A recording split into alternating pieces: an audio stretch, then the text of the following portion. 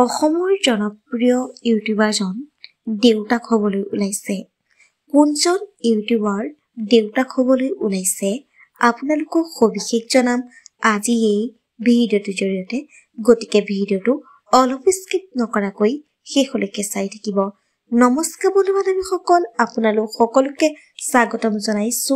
মই প্ৰতীক্ষাই SP news আছামিজৰ অন্য এটি নতুন ভিডিঅ'লৈ আপোনালোকৰ বাবে লৈ আহিছো পুনৰ এটি নতুন ভিডিঅ'টো সকলোৱে আদৰি ল'ব বুলি আশা কৰিলো।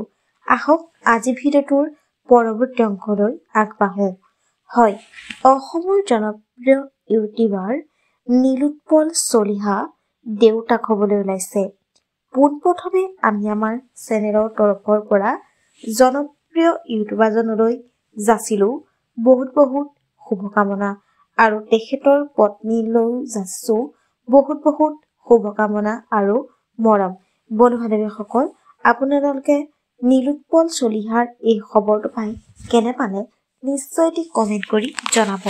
ধন্যবাদ।